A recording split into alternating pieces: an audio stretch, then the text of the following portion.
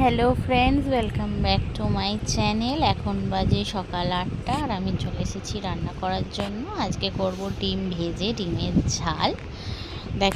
দেখো সরু সরু আলু কাটা হয়ে গেছে, এগুলোকে আগে ভেজে নিয়েছি। তারপর পেঁয়াজ, টমেটো, আদা, রসুন আর বাকি সব গুঁড়ো মশলা দিয়ে কষিয়ে ডিমের ঝালটা করব। এইভাবে বানালে ডিমের ঝালটা সত্যি খুব সুন্দর খেতে হয়, কারণ সব সময় সেদ্ধ করে ডিমের ঝোল খেতে কেউই পছন্দ করে না। তো দেখতেই পাচ্ছ তোমরা, কষিয়ে জল ঢেলে দিলাম, এরপর ডিমগুলো দিয়ে নিয়েছি। তারপরে একটা মাছ ভেজে শ্বশুরের জন্য একটু ঝোল বানাচ্ছি। শ্বশুর তো ডিম খাবে না, সেই জন্য সব রকম আনাজ টানাজ দিয়ে ঝোল বানিয়ে নিচ্ছি। একটু ঝোল আমিও খাবো, শ্বশুরও খাবে, আর বর আর ননদ খাবে ডিমের ঝাল দিয়ে ডাল দিয়ে ভাত। তো তোমরা দেখতেই পাচ্ছ ঝোলটা কি সুন্দর কালার হয়েছে। একটু জিরে গুঁড়ো আর ধনে গুঁড়ো দিয়ে দিয়েছি।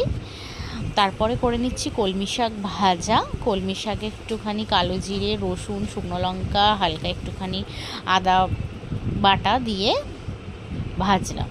তারপরে এই যে চান করে পুজো দিয়ে নিচ্ছি, পুজো টুজো দিয়ে নিয়ে এবার খেতে বসবো। ভাত খাওয়া হয়ে গেছে। এবার রান্নাঘর পরিষ্কার করে উপরে জামা কাপড় মিলে দিলাম, দিয়ে একটু পেয়ারা কেটে নিয়ে বসলাম বিকালবেলা। তারপরে চাটা করে শুরু হলো রাতের রান্না তৈরি করা। আজকে বানাচ্ছি বাঁধাকপির তরকারি আর পরোটা। তো দেখতেই পাচ্ছ আলুগুলোকে প্রথমে ভেজে নিয়ে তারপর পেঁয়াজ, আদা, রসুন, টমেটো, কাঁচা লঙ্কা দিয়ে একটুখানি মশলাটা তৈরি করে নিচ্ছি। ততক্ষণে আটাটা মেখে লেচিটা কেটে রাখলাম।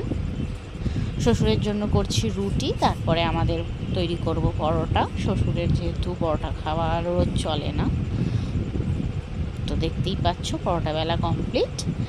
এবার একটু লাল লাল করে ভেজে নিচ্ছি পরোটাগুলো হয়ে গেলে তরকারিটা একদিকে কষানো হয়ে গেছে, জল ঢেলে দিয়েছি। পরোটাগুলো হয়ে গেলে তরকারিটাও একটুখানি দেখে নিয়ে নামিয়ে নেব।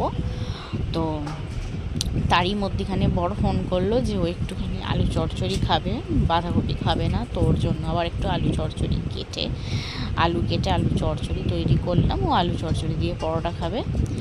তো জিরে ফোড়ন দিয়ে তৈরি করছি, একটা শুকনো লঙ্কা, কাঁচা লঙ্কা দিয়ে দিয়েছি আলু চচ্চড়িটায়। তো তোমরা দেখতেই পাচ্ছ বেশ পাতলা পাতলা করে চচ্চড়িটা করে নিচ্ছি।